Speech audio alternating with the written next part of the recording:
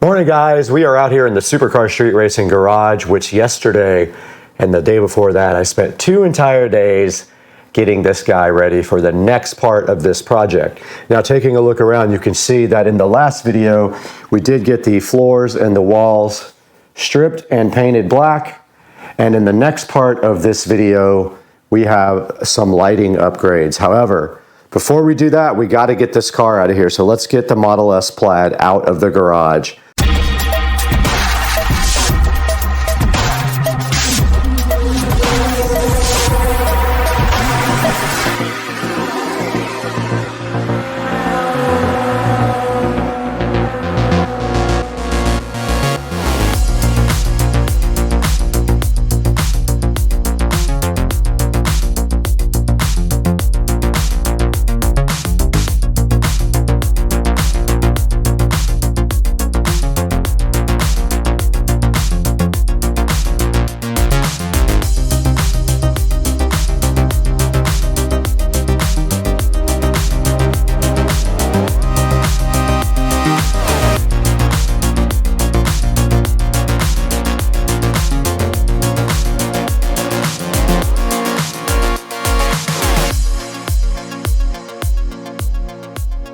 Right here in front of me, we do have the Garage Hexagon Light Kit to go ahead and get installed. We're gonna get that unboxed now, take a look at what's inside, lay this all out, and then figure out how we're gonna install it by myself, which we probably won't be able to. Now this garage had a lead acid golf cart on it, and therefore there's acid on this carpet that will get into your skin.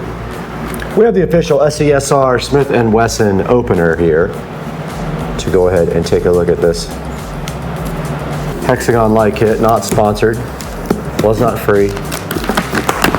I did look for somebody to sponsor, but they only wanted to give me 20% off, and it's not worth my time that it takes me to edit and install and all that for 20% off. Now let's look at the inner box.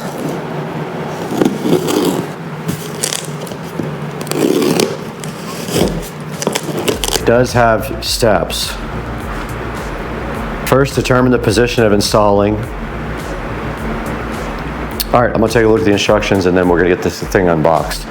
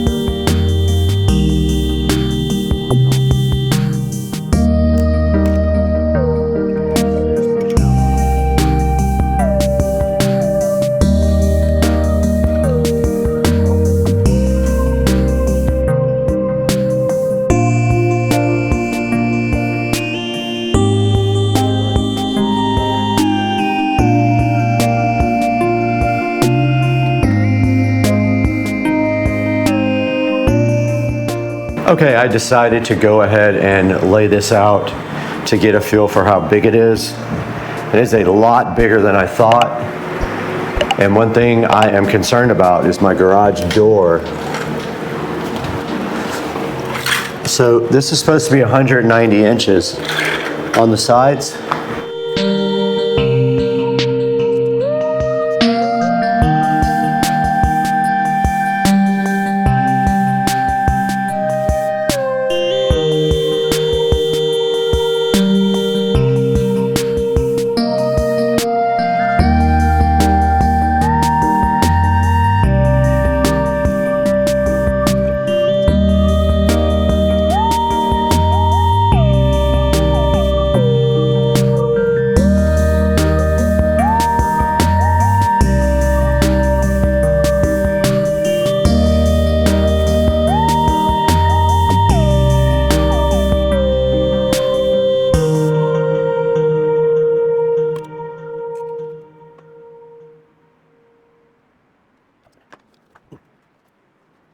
All right, I got my first light bar installed, and what I did was ran it right up against the side of the mount for the garage door track, and then it's going to come right straight across here, and all I have to do to keep it centered is make sure that I'm the same distance away from the wall over here when I mount my next corner. So I'll just measure from the wall to the hole, and then I'll duplicate it over here in the corner when I make the 90 degree, and that should make it square. And then I'll do the same thing all the way down. Okay, for my next step, I'm going to put the 90 degree connector on, but this has to be a T because we're going to power with this connector. So we are going to power right up here in the corner to keep it inconspicuous. So basically, we're going to put this like this, and then power will go into this plug here. So you just take this, and it's going to go just like this.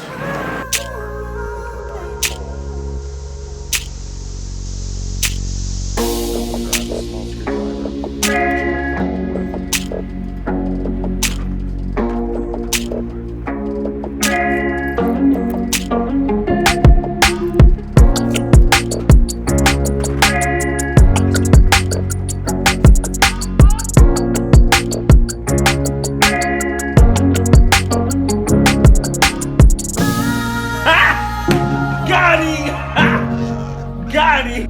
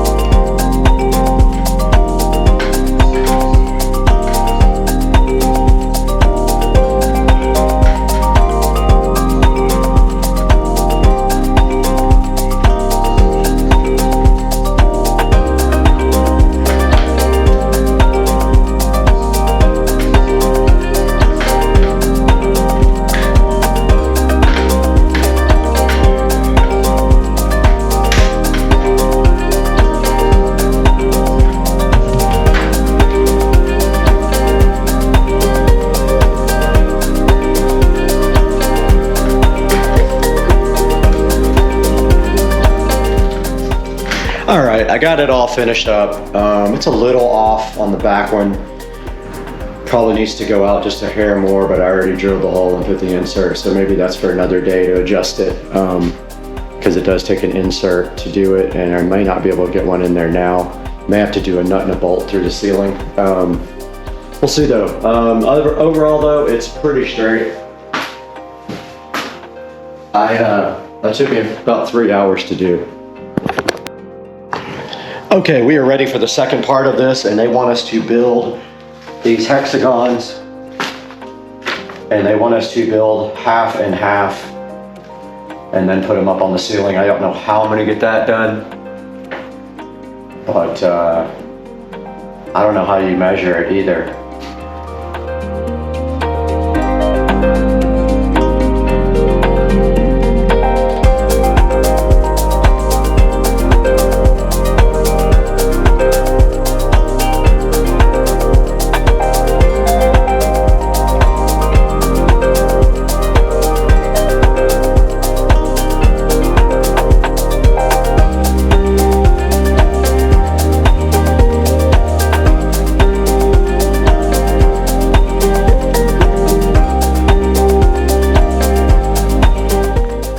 Okay, I did get the first half built of the Hexagon lighting.